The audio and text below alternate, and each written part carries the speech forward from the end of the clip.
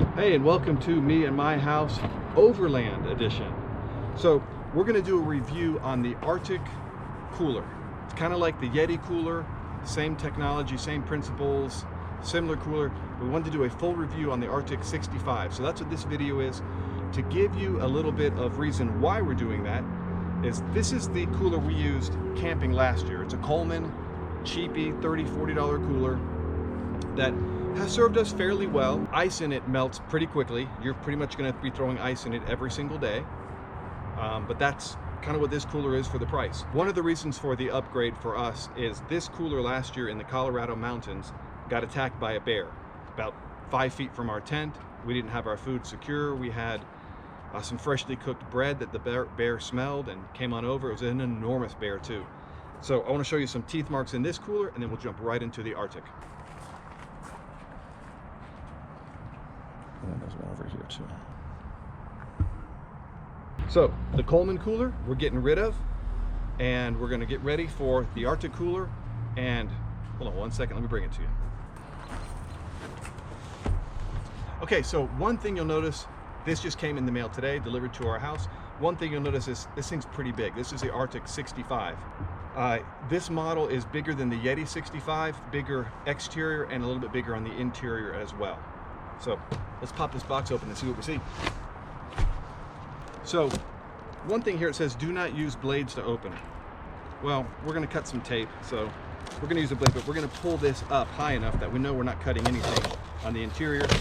Probably don't want to throw a box cutter in there and cause any damage. So first thing when you open the box, there's a reason not to use blades, and if you are going to use them, be very careful, make sure you're staying above here, because there's no styrofoam over here, it's just the lid of the cooler right here. So you can see here, lid of the cooler's right here. It is as big as this whole box. I was expecting it to be a lot of styrofoam packed, but it is just, the cooler fits in this box. They've gone minimalist on the protection on this, so hopefully the cooler comes out just fine. It's a big one, so we're excited. Okay, so this is the back side of the cooler. So the length on this cooler, the exterior dimensions is 32 1/4. The depth from front to back is 18 1/2 inches, and the height is 17 1/8 inches.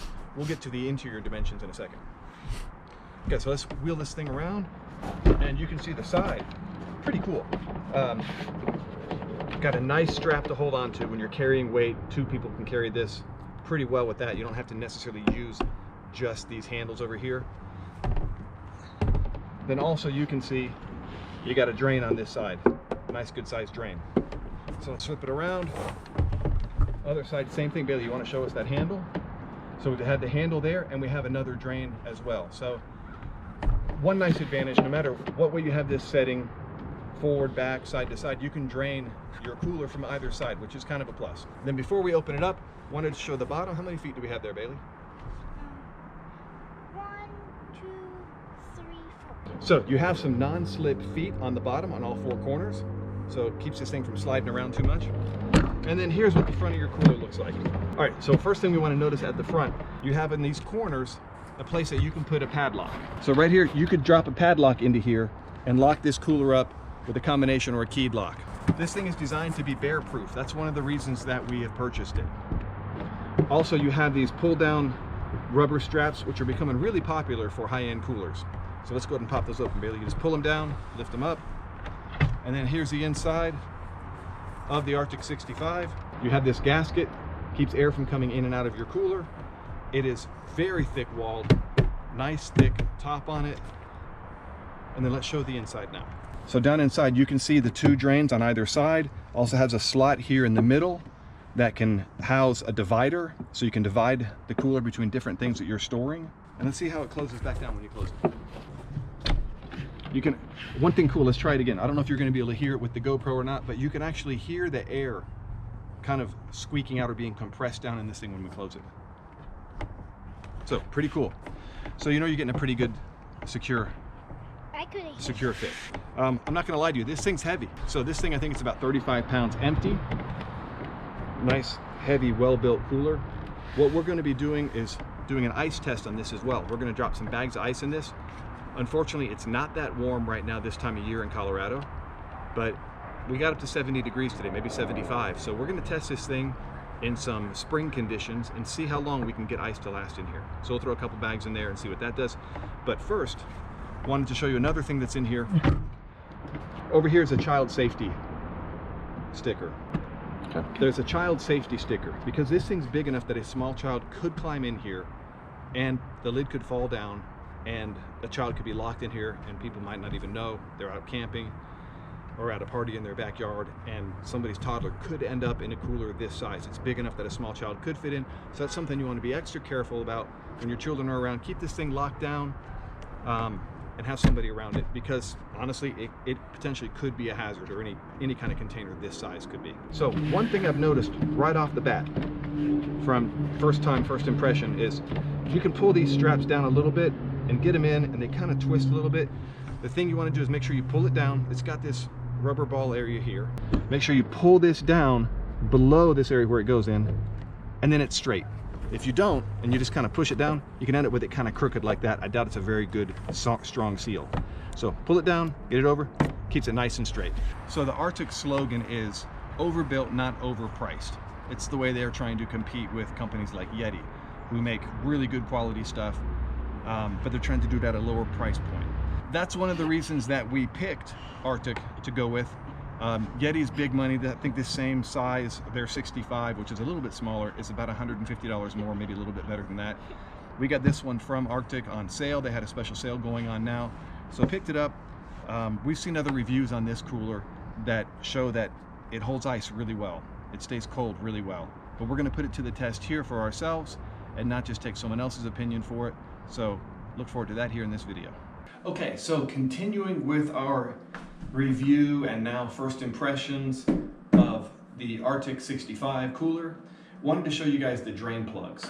These are pretty beefy drain plugs, and what I thought was pretty nice about them is they have these really large, I think it's like a rubber gasket.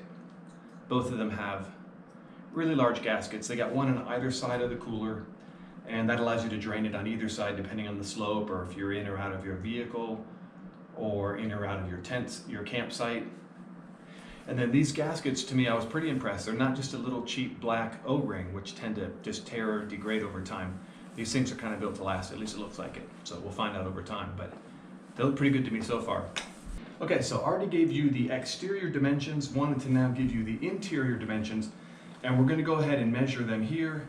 And I'll measure from the bottom first, which is a little bit more narrow as it tapers in, and then give you the top dimensions as well. So lengthwise on the bottom, we are just over 24 inches. And then on the bottom widthwise, we are, looks like, about 11.5 inches. Then across the top, lengthwise, we're right at 26 inches. And then across the top on the width looks like just about over 13 inches, about 13.25 inches. So you can tell the sidewalls are thick. I mean, the top of this sidewall is 3 inches thick on the length sides. On the width sides, we're 2 inches thick. So certainly built to hold up, to be insulated. We're gonna take a look and see. We're gonna do a test now on ice. Put in 3 bags of ice in here and see how long it'll keep it cool. So let's try that out and see, because it doesn't matter how thick this is or how narrow it is or how big it is or what the price is. The real test is how long does it keep things cold. So that's what we really want to find out. Okay, so we're going to take 3 bags of ice. These are 10-pound bags of ice that we're going to drop in this cooler, empty them out, and we're going to dump them in here, and then we're going to check them once a day, see how it looks until all the ice is gone. We're going to see how many days we get. Now we're doing this experiment inside the house because outside there, we just had a huge snow overnight, and this morning the ground's covered with snow still. Outside it's just way too cold to give a real test. So we're going to test it in the house. Granted, it's only 70 degrees in here. It's not like testing it out at 80, 90 degrees. We'll do that later in the year when it warms up. But for now, we're testing it in the house at 70 degrees, 30 pounds of ice. Let's see how long it'll hold up. You ready, Bailey? Yes. All right, let's dump it in there.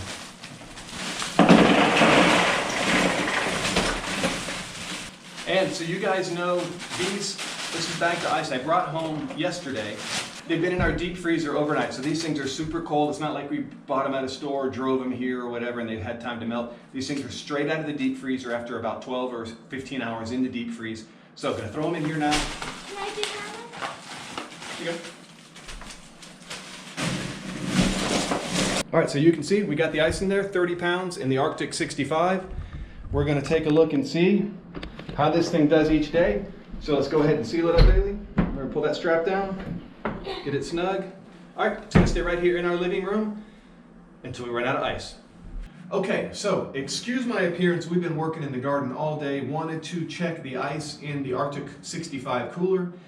We are at 30 hours now. We dumped this ice in yesterday, and now it is 6 hours beyond the 24-hour mark. So we're 30 hours of this ice. Haven't checked on it yet, so we're gonna pop this thing open and see what it looks like in here. So you ready, Bailey?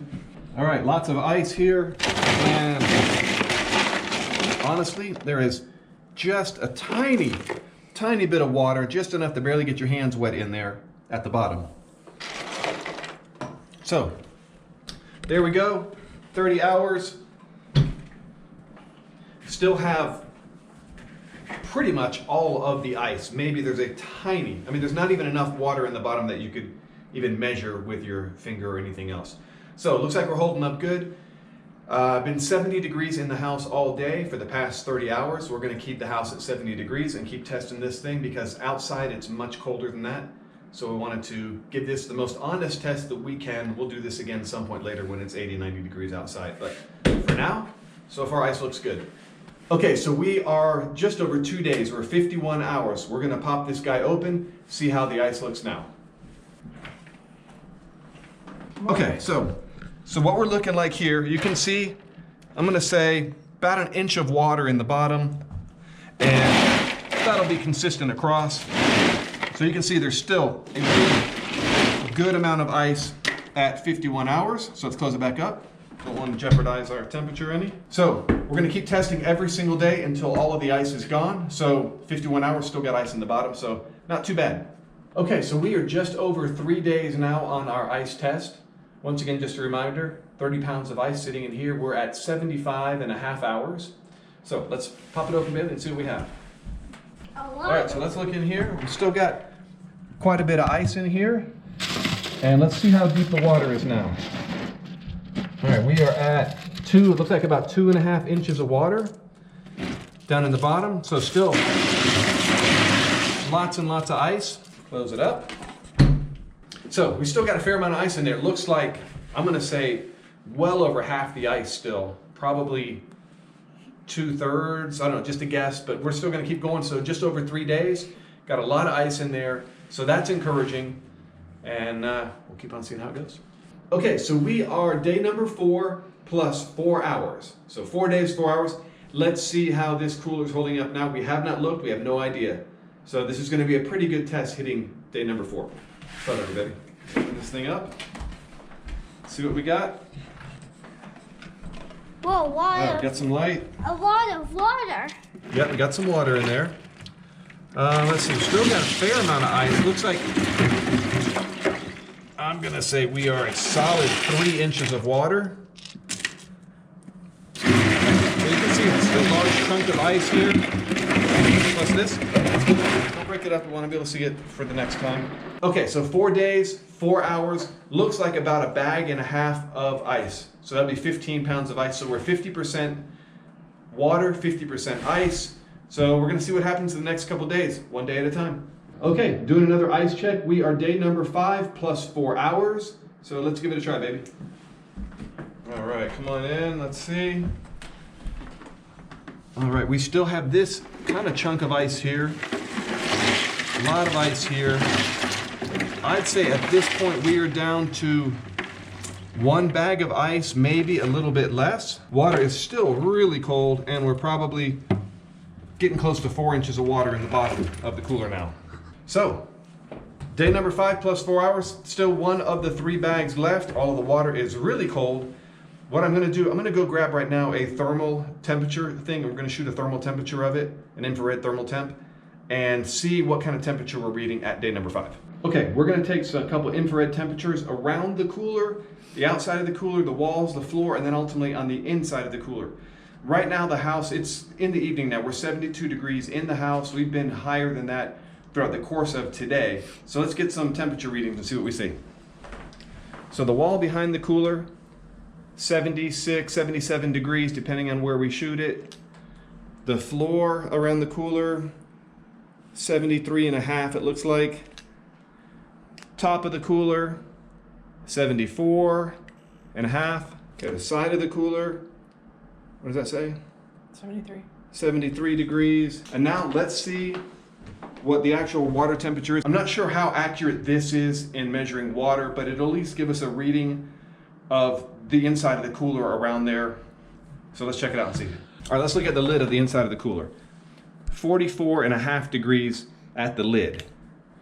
Side of the cooler, same thing, 44 degrees. Now we'll go to the bottom. Down in the ice, we are at 31 degrees. Let's move it around and see if we can get any different readings.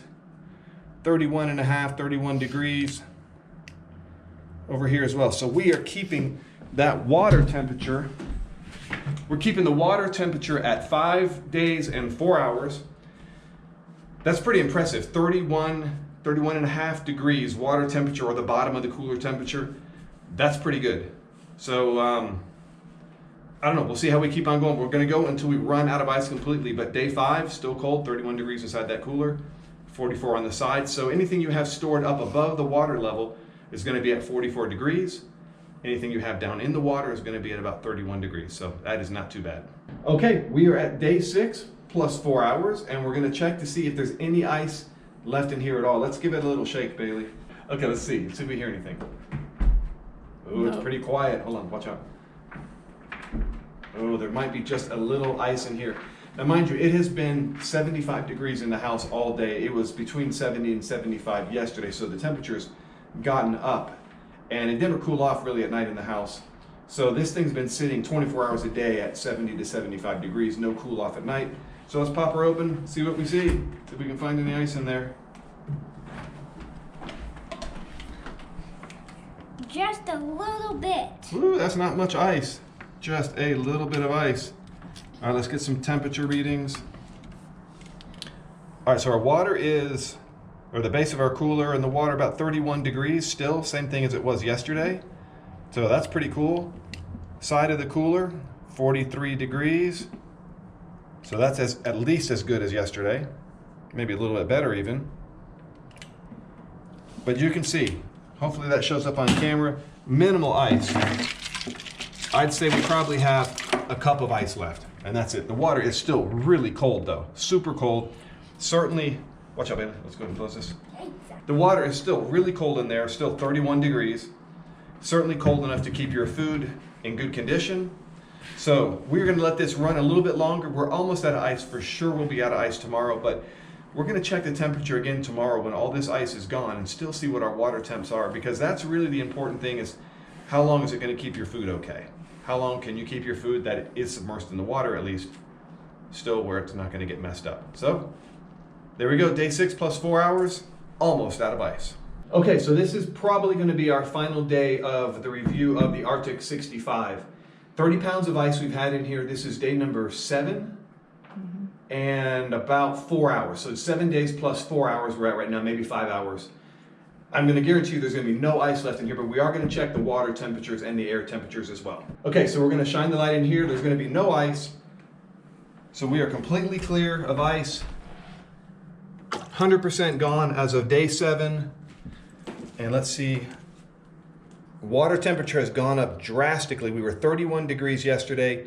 We are now 50 degrees today. Side temperature 56 degrees.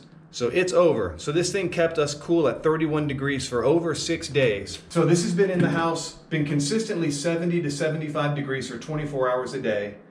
Maybe a little bit warmer today that finished it off. But for over 6 days, probably 6.5 days, we had 31 degrees. That's gonna keep your food cool enough that you can keep eating it, keep it fresh. At this point though, it's over. It served its purpose. If this was full of ice and full of food products that were frozen, I imagine it would hold that ice and that temperature for a couple days longer. And we'll test that out in the real world while we're camping. So most of the camping we do is in the mountains of Colorado, where it's 60, 70 degrees during the day in the summer, and then maybe 50s, 40s, or 30 degrees at night. So that's gonna prolong the ice and keeping this cooler cold. We're gonna also test this in some warmer days, warmer climates also, but for now, 6.5 days, 31 degrees, keeping your food cold with only 30 pounds of ice in this huge cooler. Certainly could go much longer than that if you had the whole thing full. So I'd say big success. For $209 on sale at RTIC, you probably can't beat that. So that's our review on the RTIC 65. If that's been helpful for you, please give us a thumbs up. Also, share this video with somebody that you think could use this information. If they boat or camp or do whatever, could use coolers, this is a good one for them to check out. Maybe this review could be helpful for them. And if you haven't yet, please subscribe to our channel, and that encourages us and gives us the ability to review more products like this for your camping and overlanding adventures. Thanks a lot.